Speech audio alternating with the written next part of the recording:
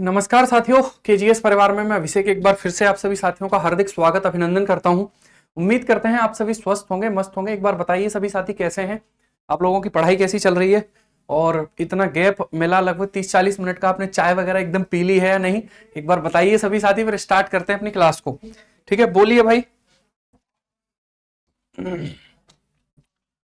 है ना, तो जो लोग घर पे रहते हैं तो उनका तो यही रहता है कि मतलब बस ठीक है, चलिए स्टार्ट करें। खाओ पढ़ो और सो जाओ, है ना, यही रहता भाई घर पे जो रहने वाले लोगों का। तो चलिए स्टार्ट करते हैं।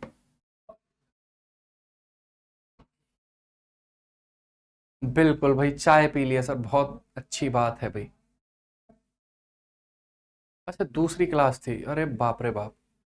कोई बात नहीं भाई, ठीक है, चलिए कोई बात नहीं। कोई बात नहीं, ठीक है, स्टार्ट करते हैं। देखिए, मैंने कौन सा पक्षी विहार आपको करवा दिया था साथियों। तो मैंने बात करी थी किस पक्षी विहार की, समसपुर पक्षी विहार की बात हमने करी थी। ठीक है, समसपुर पक्षी विहार की बात करी थी। क्या बात हो गई भाई।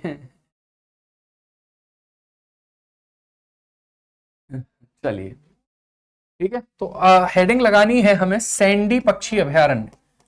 सैंडी पक्षी अभयारण्य, सैंडी पक्षी अभयारण्य की बात करेंगे। ठीक है, सैंडी पक्षी अभयारण्य,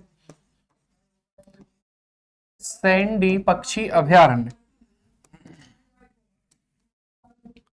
ठीक है, समसपुर करा दिया था, अब सैंडी पक्षी, सॉरी लाख बहोसी भी करा दिया था। उसके बाद हमें ये लिखना है।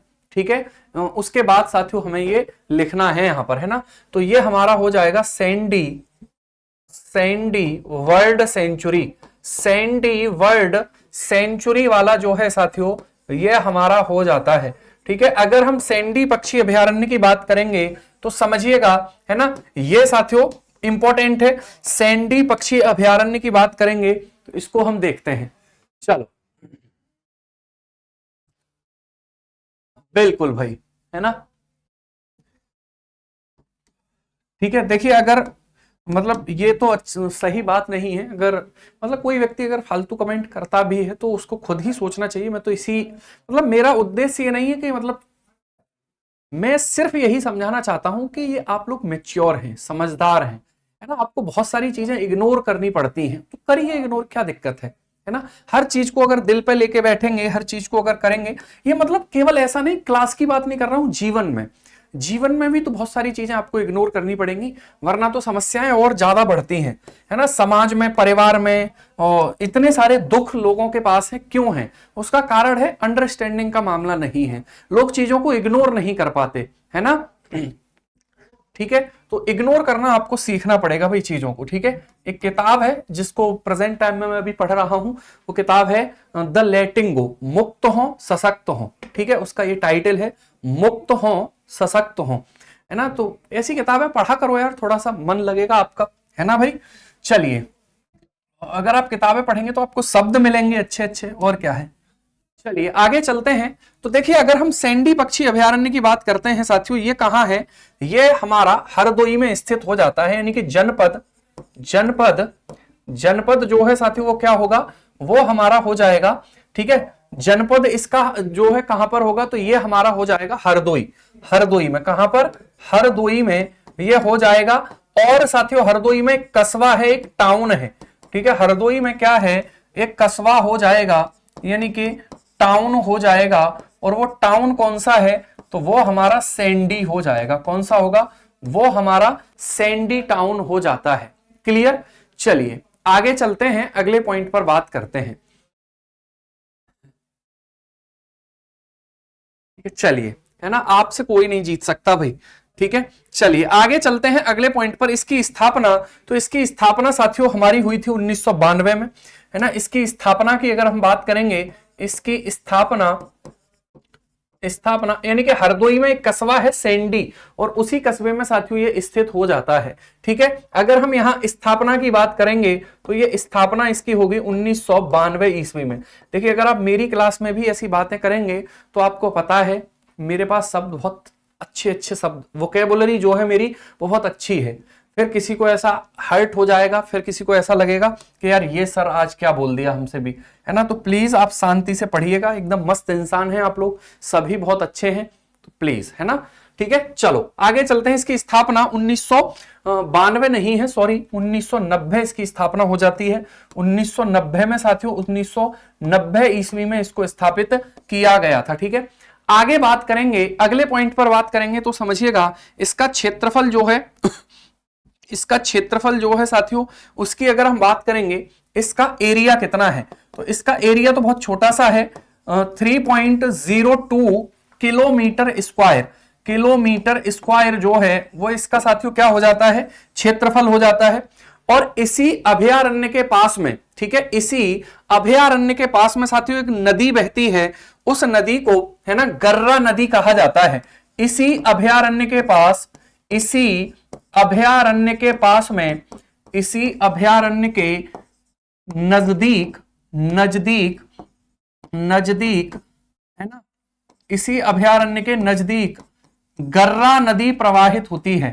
गर्रा नदी प्रवाहित होती है, गर्रा नदी प्रवाहित होती है। ठीक है, कौन सी नदी प्रवाहित होती है, गर्रा नदी प्रवाहित होती है। तो जो लोग यहां से हैं उन्हें पता होगा गर्रा नदी के बारे में कि गर्रा नदी कहां पर बहती है। क्लियर, तो ये कौन सी रिवर है साथियों, ये गर्रा रिवर है। क्या है ये गर्रा रिवर हो जाती है।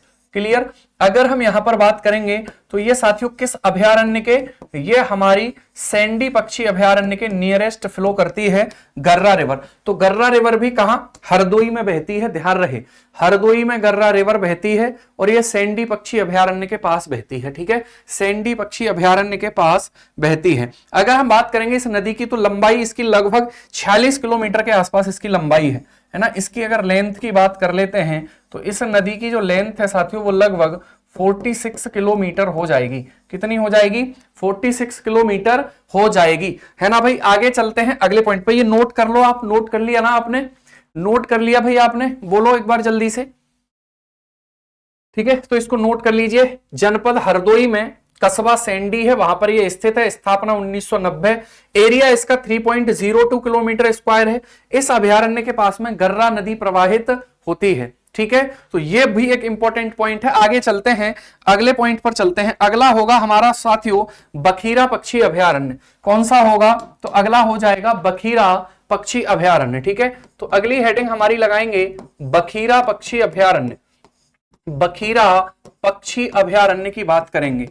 ठीक है, बखीरा पक्षी अभयारण्य को देखेंगे तो ये बखीरा पक्षी अभयारण्य जो है, बखीरा पक्षी अभयारण्य, ठीक है, Bakhira bird sanctuary, Bakhira bird sanctuary, है ना, बखीरा वर्ल्ड सेंचुरी। तो अगर हम यहां बखीरा वर्ल्ड सेंचुरी की बात करते हैं तो समझिएगा, ठीक है, बखीरा वर्ल्ड सेंचुरी की बात करेंगे तो इसको भी समझिए भाई। देखिए ये जो नदी, ये जो है साथियों, इसकी भी स्थापना 1990 में होती है। ठीक है, इसकी स्थापना 1990 में, इसकी स्थापना 1990 में होती है ना। 1990 में इसको स्थापित किया गया। और साथियों ये कहां पर स्थित है, तो ये जो है हमारी कहां पर स्थित होगी, ये हमारा साथियों संत कबीर नगर। किस जनपद में ये होगा, तो ये होगा संत कबीर नगर में, संत कबीर नगर में साथियों ये स्थित हो जाएगा। संत कबीर नगर में ये स्थित हो जाता है। ठीक है, संत कबीर नगर में। अगर हम यहां पर बात करते हैं, समझिएगा, ठीक है, इसका एरिया कितना है, तो इसका एरिया साथियों हमारा हो जाएगा 29 वर्ग किलोमीटर। इसका एरिया जो है कौन कितना हो जाएगा, 29 वर्ग किलोमीटर, 29 वर्ग किलोमीटर इसका क्षेत्रफल हमें देखने के लिए मिल जाता है। क्लियर, वर्ड्स भी बता देंगे कौन सी वर्ड्स यहां पर रहती है। तो अगर हम बात करेंगे साथियों, यह भी बात आपको समझनी है। ठीक है, यहां पर नीली कीच मुर्गी यहां की जो प्रसिद्ध है, यहां की साथियों, यहां की एक वर्ड प्रसिद्ध है और वो है नीली कीच मुर्गी जो है साथियों, वो यहाँ की प्रसिद्ध पक्षी हो जाती है। नीली कीच मुर्गी यहाँ की प्रसिद्ध पक्षी हो जाती है। ये आपको यहाँ पर पॉइंट ध्यान रखना है। ठीक है भाई। और देखिए ये जो बखीरा है ना, ये झील है, क्या है साथियों, तो ये हमारी एक झील हो जाती है। क्या हो जाती है ये, तो ये एक लेक है, ठीक है, और ये एक बहुत बड़ी लेक है। उसी लेक में साथियों ये वर्ल्ड सेंचुरी बनाया गया है, उसी लेक में ये वर्ल्ड सेंचुरी बनाया गया है, ठीक है। तो बखीरा पक्षी अभयारण्य उन्नाव में नहीं है यार, बखीरा पक्षी अभयारण्य क्या उन्नाव में है गुलनाज भाई, ठीक है, उन्नाव में नहीं है, ये संत कबीर नगर में है। बहुत बड़ा झील है, बिल्कुल ये एक झील है, ठीक है, उसी में साथियों ये वर्ल्ड सेंचुरी हमारी बनाई गई है ना। अभी एक सवाल पूछा था, पता है, सुरहताल से ही सवाल पूछा था, सुरहताल पक्षी अभयारण्य भी बात करेंगे, है ना, वन्य जीव विहार की बात करी थी ना, उससे सवाल पूछा था कि साइबेरियाई पक्षी कहां से आते थे और कहां पे वो साथियों, मतलब इस प्रकार से एक सवाल यहां पर बना हुआ था, ठीक है। तो ये रामसर स्थल भी है, बात करेंगे उसकी भी, रामसर स्थल की। आगे बात करते हैं समन पक्षी विहार। अगला क्या होगा, अगला होगा समन पक्षी विहार, ठीक है। अगला हमारा क्या होगा साथियों, तो वो हो जाएगा समन पक्षी विहार। समन पक्षी विहार हो जाता है, ठीक है। तो समान पक्षी विहार भी इसको कई कई बार बोल देते हैं, समन वर्ल्ड सेंचुरी, समन वर्ल्ड सेंचुरी हो जाएगा, ठीक है, समन वर्ल्ड सेंचुरी हमारा हो जाता है। तो देखिए अगर समन वर्ल्ड सेंचुरी की बात होगी तो समझेंगे इसको, ये कहां पर है, ये मैनपुरी में स्थित होगा हमारा। कहां पर स्थित होगा ये मैनपुरी में स्थित हो जाएगा, है ना, ठीक है। नीली कीच मुर्गी को इंग्लिश में, ठीक है, उसको मुर्गी ही बोलते हैं, नीली कीच मुर्गी का साइंटिफिक नेम अलग हो सकता है, तो वो आप एक बार देख लीजिएगा भाई, ठीक है। अगर हम बात करेंगे साथियों, इसकी स्थापना भी 1990 में होती है, इसकी स्थापना भी 1990 में होती है ना, 1990 में। वो एक प्रकार की मुर्गी ही होती है, लेकिन जेनेटिक लेवल पे उसकी चीजें कुछ अलग होती हैं, है ना। 1990 में इसकी स्थापना होती है। और ये कहां पर स्थित है साथियों, तो इसके जनपद की बात करेंगे तो इसका जनपद हो जाएगा मैनपुरी। समन पक्षी विहार कहां पर है, मैनपुरी में स्थित होगा। कहां पर स्थित होगा, मैनपुरी में स्थित हो जाएगा। अगर हम यहां बात करते हैं तो समझिएगा इसका एरिया कितना है, तो इसका जो एरिया है साथियों वो होगा 5.26 वर्ग किलोमीटर। इसका एरिया जो है कितना होगा, 5.26 किलोमीटर स्क्वायर जो है वो इसका एरिया हो जाएगा। वो क्या हो जाएगा, इसका एरिया हो जाता है, ठीक है, वो क्या हो जाता है, इसका एरिया हो जाता है। आगे चलते हैं, अगले पॉइंट पर बात करते हैं। आगे जो है साथियों हमारा वो हो जाएगा ओखला पक्षी एवं वन्य जीव विहार। ओखला पक्षी एवं वन्य जीव विहार, ओखला पक्षी एवं वन्य जीव विहार, एवं वन्य जीव विहार साथियों हो जाएगा। ओखला पक्षी एवं वन्य जीव विहार, ठीक है, ये जो है एक वन्य जीव विहार भी है। ओखला वर्ल्ड सेंचुरी इसको कहा जाता है, ओखला वर्ल्ड सेंचुरी, ठीक है। तो ये हमारी कहां पर स्थित हो जाएगी, गौतम बुद्ध नगर, जिसका मुख्यालय नोएडा में है, वहां पर ये साथियों हमारी स्थित है, ठीक है। तो अगर हम इसकी बात करेंगे ये कहां पर हमारी स्थित होगी, तो ये गौतम बुद्ध नगर में स्थित हो जाएगी, ठीक है। इसका जनपद कौन सा होगा, तो इसका जनपद जो है, इसका जनपद जो है साथियों वो हमारा होगा कौन सा, गौतम बुद्ध नगर। गौतम बुद्ध नगर इसका जनपद होगा, गौतम बुद्ध नगर जो है इसका जनपद हो जाएगा। और ये साथियों कहां पर, नोएडा में स्थित है। कहां पर स्थित है, नोएडा में ये स्थित हो जाता है। अगर हम बात करेंगे इसकी स्थापना की, तो इसकी स्थापना भी, ठीक है, 1990 में साथियों की गई थी। इसकी जो स्थापना है, इसकी स्थापना 1990 में की गई थी, है ना, 1990 में इसको स्थापित किया गया था। और देखिए यहां पे एक इंपॉर्टेंट पॉइंट है जो हमें ध्यान रखना है, वो साथियों हमारा कौन सा होगा। सबसे पहले तो क्षेत्रफल की बात कर लेते हैं, इसका एरिया कितना है, इसका एरिया यानी कि क्षेत्रफल हमारा कितना होगा, तो वो हो जाएगा 4.0 किलोमीटर स्क्वायर इसका एरिया हो जाता है। 4.0 किलोमीटर स्क्वायर इसका एरिया हो जाएगा। देखिए इंपॉर्टेंट बात यह है साथियों, इसका जो निर्माण किया गया है, ठीक है, तो ये यमुना नदी है ना, यहां यानी कि इसके किनारे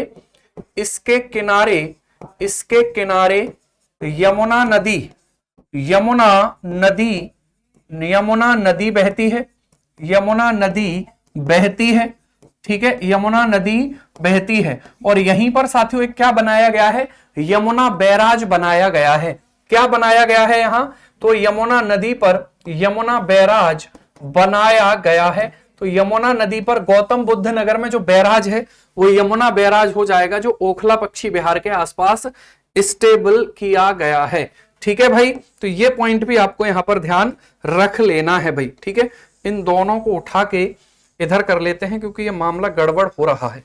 ठीक है, इनको उठा के साथियों इधर ले चलते हैं। ठीक है, चलिए, तो ये था हमारा ओखला पक्षी विहार और समन पक्षी विहार। ओखला पक्षी विहार और हमारा समन पक्षी विहार ये हो जाएगा। क्लियर हो गई बात। अरे आप लोग उपस्थित हैं या नहीं, लिख रहे हैं या नहीं लिख रहे भाई, एक बार बताइएगा जल्दी से कमेंट करके।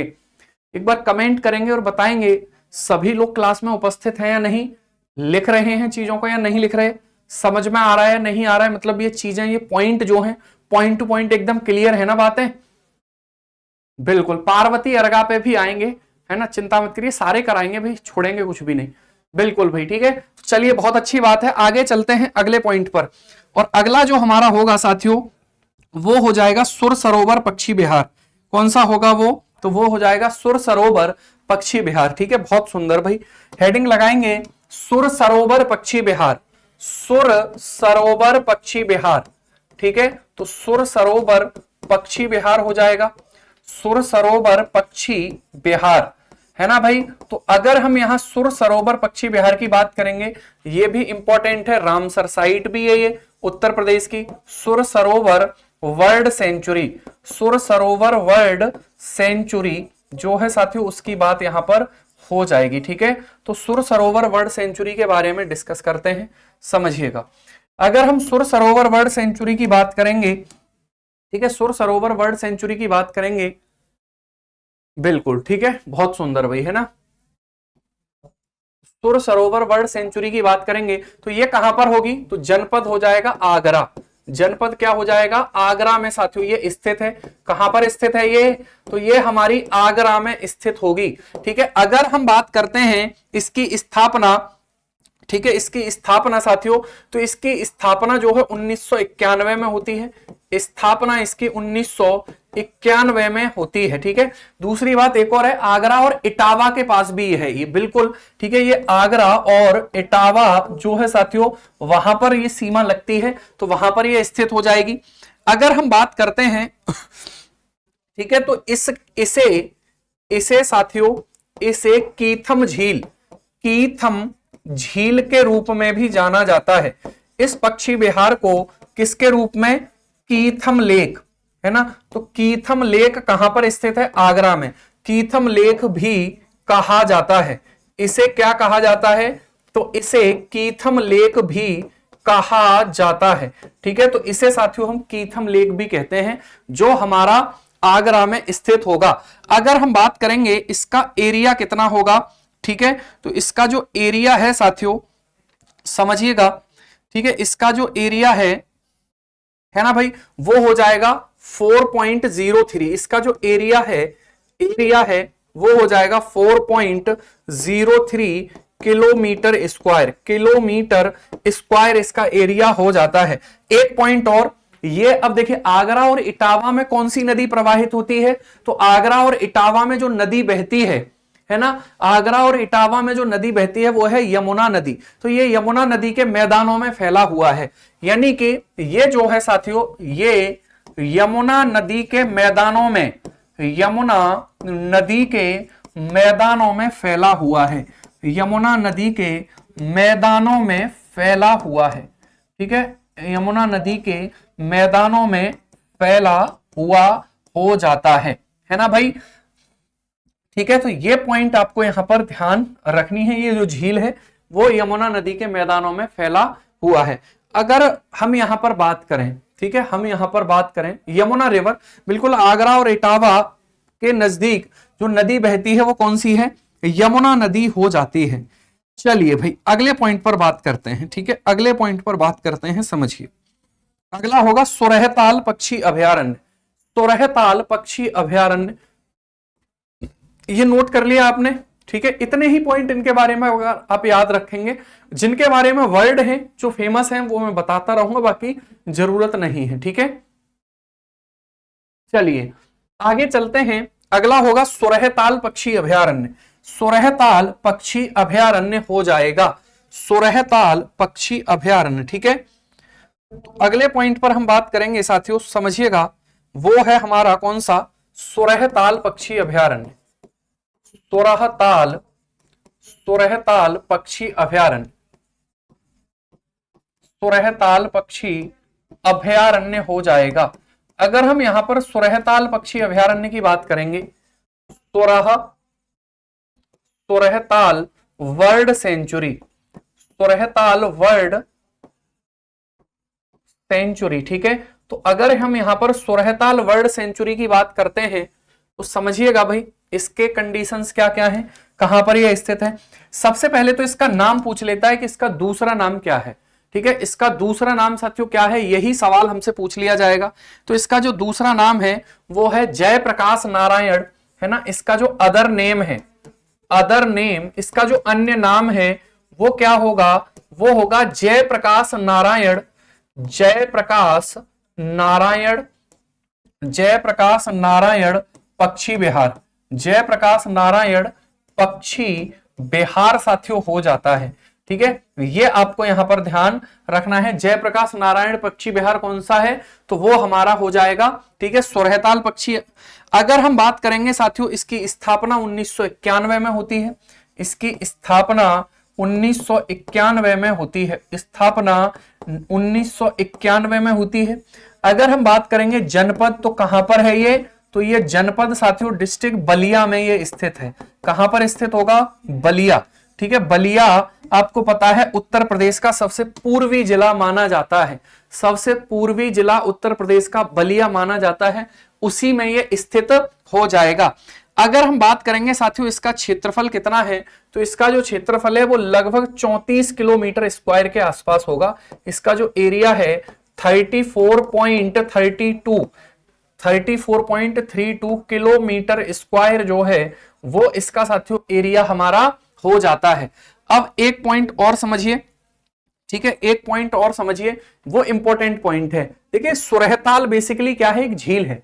सुरहताल जो है साथियों वो क्या हो जाती है, एक झील है ना भाई।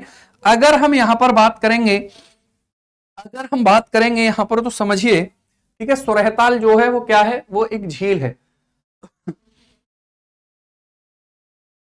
चलिए भाई, हाँ बिल्कुल भाई, ठीक है, सुरहताल जो है साथियों वो क्या होगी, तो वो एक गोखुर झील होगी। अनुज भाई तुम नहीं मानोगे, है ना, तुम मान जाओ, है ना, बाकी बच्चे जो है वो दिक्कत में आ जाते हैं, आप पहले लिख देते हैं तुम, ठीक है,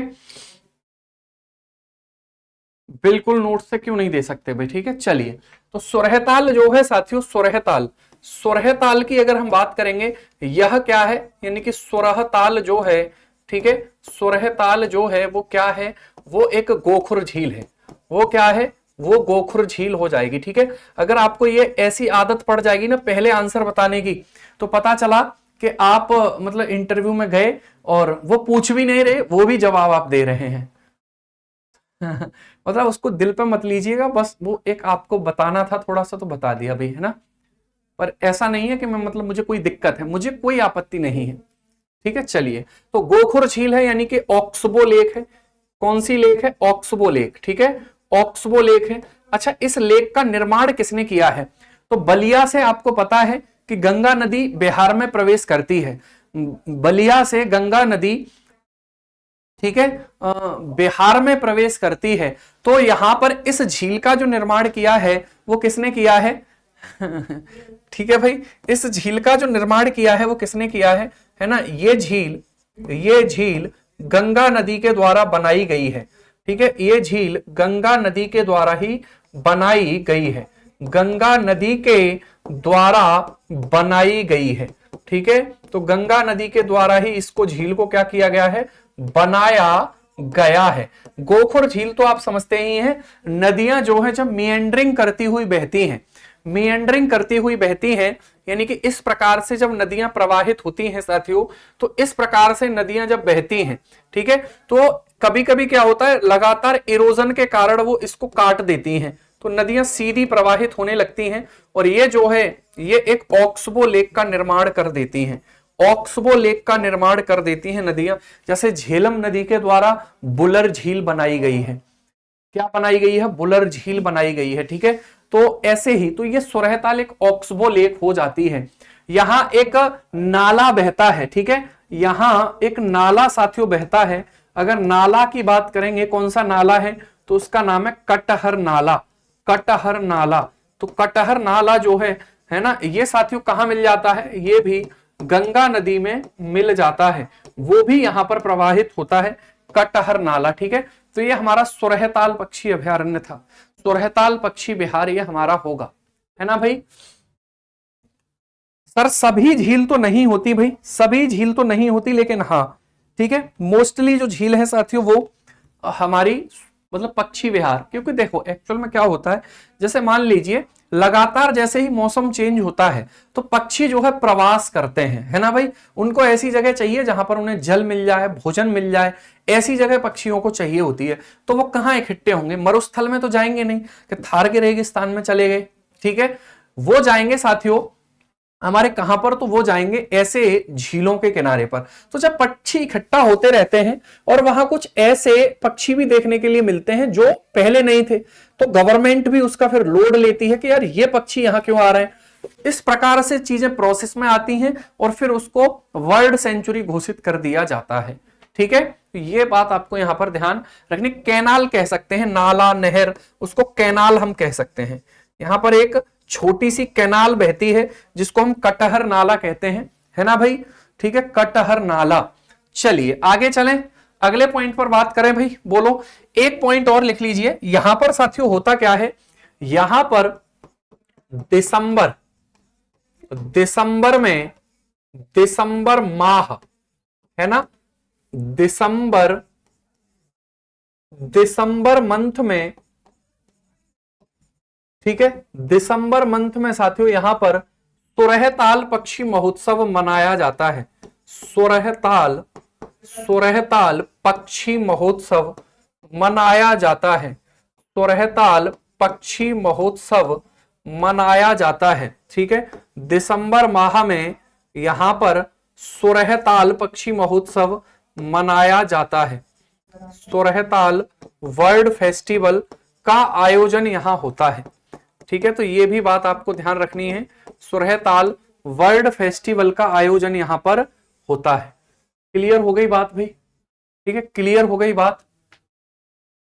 चलिए, मेरे घर से 7 किलोमीटर की डिस्टेंस पर है ये।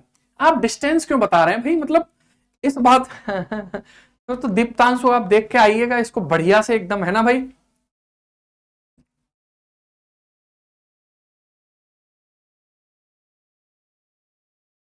ठीक है भाई, चलिए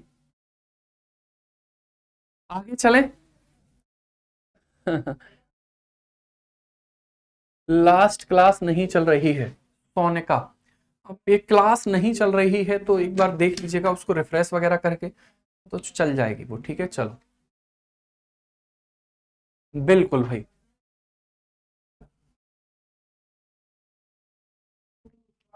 ठीक है। तो सुरहताल जो है वो हमारा यहां पर देखने के लिए मिलेगा भाई।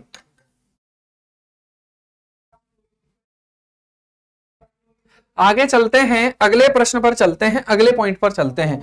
अगले पॉइंट पर साथियों बात करेंगे तो वो हमारा हो जाएगा पटना पक्षी विहार। कौन सा होगा, वो हो जाएगा हमारा साथियों, कौन सा, वो हो जाएगा पटना पक्षी विहार, ठीक है, पटना पक्षी विहार।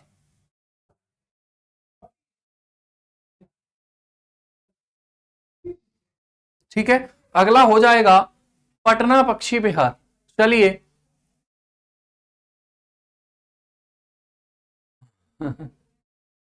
ठीक है, चलो अगला देखेंगे साथियों, वो हो जाएगा हमारा पटना पक्षी विहार। पटना पक्षी विहार जो है उसकी हम यहां पर बात करेंगे, ठीक है, यानी कि इसको हम बोलते हैं पटना वर्ल्ड सेंचुरी। बताइए भाई कहां पर है ये पटना वर्ल्ड सेंचुरी, आंसर करेंगे सर ये कहां पर स्थित है, आंसर करेंगे ये कहां पर स्थित है, पटना वर्ल्ड सेंचुरी।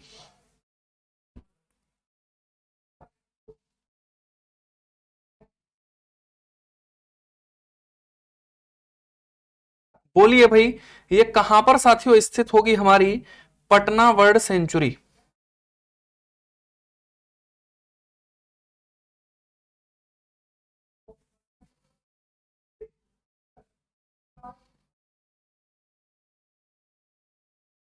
बोलिए। बिल्कुल, एटा जिले में भी कहां पर है, एटा जिले में भी कहां पर होगी। ठीक है, देखो पहले तो एटा की आप स्पेलिंग सब ठीक लिखो, है ना। कोई एटीए लिख रहा है, एटीए, कोई एटीएस भी लिख रहा है ना, एटीएस एंटी टेररिस्ट स्क्वाड, है ना। तो एटीएस ऐसे नहीं है, एटा की स्पेलिंग है ETAH, एटा। ठीक है भाई, चलिए पटना, देखो माधुरी जी कह रही है सर बिहार में है, मुझे उम्मीद थी यही कि एक दो का तो आंसर आ ही जाएगा। तो ये साथियों कहां पर है, ये हमारा स्थित है, ठीक है, जनपद एटा में, जनपद एटा में साथियों ये स्थित होगा, एटा में, है ना, एटा में। क्लियर, एटा, इटावा, और ये मतलब पास तो नहीं कह सकते लेकिन हाँ, ठीक है। चलिए, तो ये एटा में स्थित है। अगर हम बात करेंगे साथियों इसका क्षेत्रफल, तो इसका जो एरिया है, इसका जो एरिया है वो है 1.09 किलोमीटर स्क्वायर, 1.09 किलोमीटर स्क्वायर इसका क्षेत्रफल है। ठीक है, और अगर हम यहां पर बात करेंगे तो समझिए, समझिए साथियों, ठीक है, अगर हम यहां पर बात करेंगे तो ये प्रदेश का सबसे छोटा, प्रदेश का सबसे छोटा, प्रदेश का सबसे छोटा पक्षी अभयारण्य है, प्रदेश का सबसे छोटा पक्षी विहार ये हो जाता है पटना पक्षी विहार साथियों, यानी कि स्मॉलेस्ट वर्ल्ड सेंचुरी है। स्मॉलेस्ट वर्ल्ड सेंचुरी कौन सी है, तो स्मॉलेस्ट वर्ल्ड सेंचुरी ये हो जाती है। सबसे बड़ी कौन सी है, वो लाख बहोसी होगी। कौन सी होगी वो, तो वो हो जाएगी लाख बहोसी, ये सबसे छोटी हमारी हो जाती है जो उत्तर प्रदेश में स्थित है। ठीक है, चलिए भाई आगे चलते हैं, अगले पॉइंट पर बात करते हैं, समझिएगा। ठीक है, अगले पॉइंट पर बात करते हैं, समझिएगा भाई, है ना। तो अगला इसके बाद हम हेडिंग लगाएंगे, इसके बाद हम हेडिंग लगाएंगे लिखा तो पटना है। अरे भाई तो क्या हो गया, पटना गांव है एक वहां पर, ठीक है, एटा जिले में पटना एक गांव पड़ता है, तो ये वहीं पर स्थित है। अब मैं उस गांव का नाम चेंज कर दूं आप कहें तो,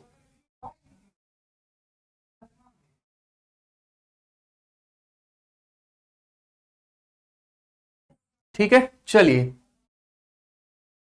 लाख तो अपने आप में बड़ा है, यही ट्रिक बना लें। देखिए ट्रिक मतलब आपके लेवल पर ट्रिक बहुत ज्यादा काम नहीं करती है ना। जो छोटे बच्चे होते हैं ना उनको ट्रिक बताई जाए तो समझ में आता भी है ना, लेकिन बड़े लेवल पे क्या ट्रिक काम करेंगी। पता चला एक ट्रिक बनाने के लिए 10 बातें और याद करी और उसके बाद वो जो मेन कंसेप्ट है वो याद करा। इससे अच्छा तो सीधा सीधा एक आइडिया ले लिया जाए, तो क्या दिक्कत है। ठीक है भाई, तो चलिए आगे चलते हैं साथियों। एक हमारा जो एक और रह गया है वो है डॉक्टर भीमराव अंबेडकर पक्षी विहार। डॉक्टर भीमराव अंबेडकर पक्षी विहार 1991 इसकी स्थापना हो जाती है, 1991 इसकी स्थापना हो जाएगी, है ना। इसकी अगर स्थापना की बात करेंगे तो इसकी स्थापना 1991 में हो जाएगी। ठीक है, आगे बात करते हैं doctor Bhimrao Ambedkar, doctor Bhimrao, Bhimrao Ambedkar, doctor Bhimrao Ambedkar, Ambedkar पक्षी विहार, पक्षी विहार, डॉक्टर भीमराव अंबेडकर पक्षी विहार, यानी कि ये हमारा साथियों, ठीक है, doctor Bhimrao, Bhimrao Ambedkar, Ambedkar bird sanctuary, बताओ कहां पर है, बताएंगे इसका आंसर कहां पर होगी ये वर्ल्ड सेंचुरी जो है साथियों वो कहां पर होगी, आंसर करेंगे जल्दी से। ठीक है, इसका आंसर करेंगे कहां पर होगी सर? बुक में स्थापना 2000 दे रखा है, एक बार देख लीजिएगा, ठीक है, कंफर्म करिएगा भाई। देखिए मनीष गुप्ता जी, जो सेखा झील है ना, उसको पूरी तरह से अभी वर्ल्ड सेंचुरी घोषित किया भी नहीं गया है, ठीक है, तो इसलिए सेखा झील मैंने वहां पर नहीं लिखा है, जो अलीगढ़ में है। प्रतापगढ़, बिल्कुल ठीक है। इसको साथियों हम क्या बोलते हैं? बैती ताल, बैती ताल, ठीक है, बैती ताल वन्य जीव विहार भी, या बैती ताल पक्षी विहार भी इसको बोला जाता है। बैती ताल पक्षी विहार भी इसको बोला जाता है। तो बैती ताल बेसिकली वहां पर क्या है? एक झील है। बैती ताल क्या है? वहां पर एक झील साथियों है ना भाई। और वो जो झील है साथियों, उसी में ये स्थित हो जाता है। पटना का 1991 होगा शायद गुरुजी। हाँ, तो 1991 ही है। अगर 2000 भी हो तो एक बार थोड़ा बहुत डेटा आप जिसमें कंफ्यूजन हो थोड़ा चेक करते रहा करो भाई, है ना। ऐसा नहीं है कि आप मतलब, वैसे में 99.99% जो डेटा है आपका वो एकदम क्लियर है। देखिए ह्यूमन है साथियों, और ये चीजें ऐसा भी नहीं है कि एकदम जैसे ही देखा सारी चीजें, कहीं ना कहीं कोई ना कोई मिस्टेक किसी भी पॉइंट पर अगर होती है तो उसको थोड़ा सा आप भी, आपकी ये जिम्मेवारी है कि उसको चेक करते रहा करें। बाकी मेरी तरफ से गलती नहीं होगी, है ना, मतलब प्रयास यही है, ठीक है। चलिए, राजा भैया का था, बिल्कुल।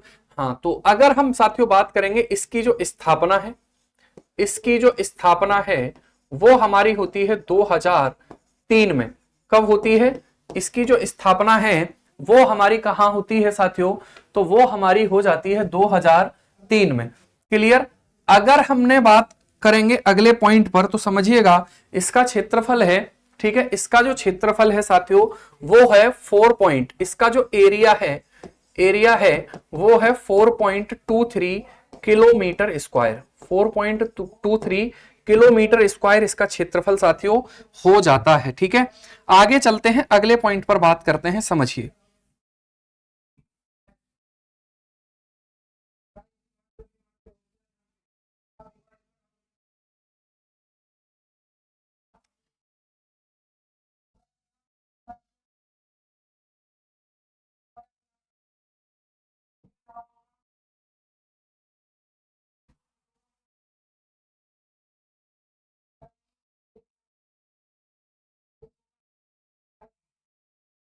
ठीक है भाई, तो यहां तक कोई दिक्कत किसी को?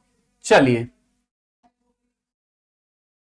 बैती ताल क्या है? एक झील है। बैती ताल क्या है? एक झील होगी, ठीक है, बिल्कुल भाई। आगे चलते हैं, अगला हमारा हो जाएगा कौन सा? कर लिया नोट? आगे बढ़ जाए भाई, ठीक है। तो अगले पॉइंट पर बात करते हैं साथियों, वो हमारा होगा कौन सा? पार्वती अर्गा। पार्वती अर्गा, है ना, वन्य जीव विहार। पार्वती अर्गा करा दिया है क्या मैंने? पार्वती अर्गा, पार्वती अर्गा क्या करा दिया गया है भाई, आपको बताइएगा।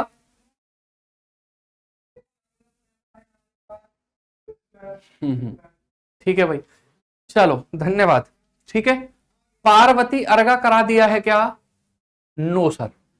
हेडिंग डालेंगे पार्वती अर्गा वन्य जीव विहार। पार्वती अर्गा, पार्वती अर्गा वन्य जीव विहार।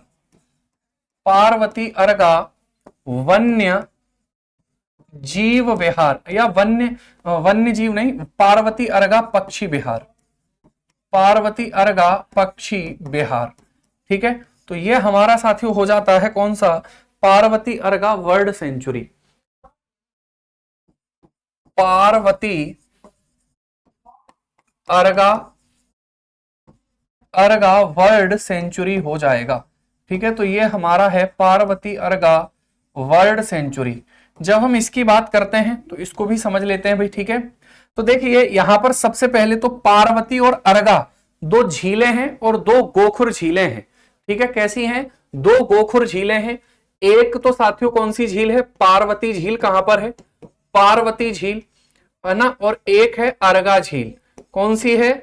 अर्गा झील। ये दोनों साथियों क्या है? ये झील है ना। पार्वती और अर्गा झील है।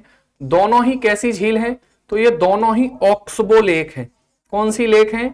ये दोनों ही साथियों ऑक्सबो लेक हैं, अर्थात ये गोखुर झीलें हैं, दोनों ही गोखुर झील। और इन्हीं झीलों के नाम पर साथियों इसका नाम क्या पड़ गया है, तो पार्वती अर्गा इसका नाम पड़ गया है। जनपद कौन सा होगा, तो जनपद की जब हम बात करेंगे तो जनपद साथियों हमारा हो जाएगा कौन सा, गोंडा। कौन सा हो जाएगा, जनपद हो जाएगा गोंडा। अगर हम इसकी स्थापना की बात करते हैं, ठीक है, भीमराव अंबेडकर का जिला प्रतापगढ़ होगा। भीमराव अंबेडकर का जो जिला है वो प्रतापगढ़ होगा भाई, ठीक है। भीमराव अंबेडकर का जो जिला है वो साथियों क्या होगा, वो होगा प्रतापगढ़।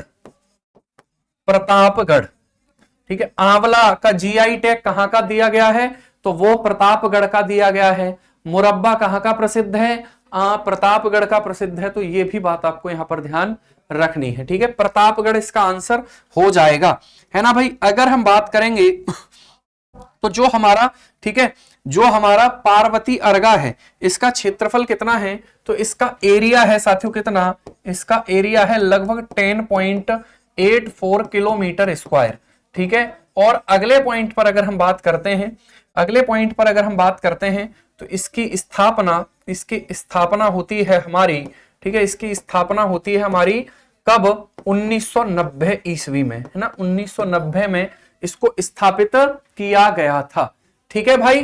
तो चलिए ये थे हमारे साथियों क्या, वर्ल्ड सेंचुरी। उत्तर प्रदेश की वर्ल्ड सेंचुरी ये हो जाती है।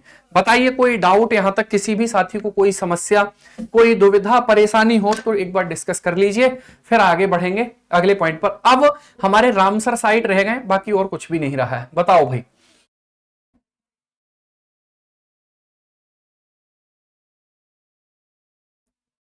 नो प्रॉब्लम सर, ठीक है। देखो थोड़ा बहुत आप मतलब समय की सीमाएं अपनी होती हैं और पेपर भी आपका आने वाला है, तो मेहनत को थोड़ा सा बढ़ा दीजिए आप लोग, है ना। आई नो आप बहुत मेहनत कर रहे हैं, आपकी तारीफ करनी पड़ेगी, सीरियसली तारीफ करनी पड़ेगी भाई, है ना। हिम्मत का काम है इतनी सारी क्लासेस लेना, इतनी सारी चीजें, और उसके बाद, ठीक है। तो ये पॉइंट यहां पर बहुत इंपॉर्टेंट है कि आप जो है अपनी मेहनत थोड़ी सी, और देखिए अगर आप किसी भी एग्जाम को बहुत अच्छे से हैंडल करने की मतलब कोशिश करते हैं या करना चाहते हैं, तो पता है एक मूल मंत्र मैं आपको बता रहा हूं, आपके पास अलग अलग स्ट्रेटजी होगी कि जो है साथियों, एक कोई भी मॉक टेस्ट डेली लगाना स्टार्ट कर दीजिए किसी भी समय, ठीक है। किसी भी समय जो है एक मॉक टेस्ट डेली लगाइए, चाहे वो यूपीपीएससी का हो, यूपीएससी का हो, ठीक है, सी सेट का ही हो। एक अगर आप डेली लगाने या वीक में 2 लगाने लग गए, वीक में 3 लगाने लग गए ना, उनका एनालिसिस करते रहेंगे ना, तो कब पेपर पास हो जाएगा आपको पता भी नहीं चलेगा भाई, ठीक है। कब पेपर पास हो जाएगा आपको पता भी नहीं चलेगा। एक मॉक डेली आपको लगाना ही लगाना है।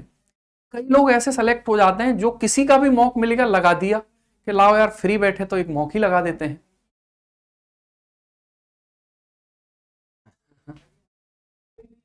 ठीक है, तो ये कोशिश किया करो। बिल्कुल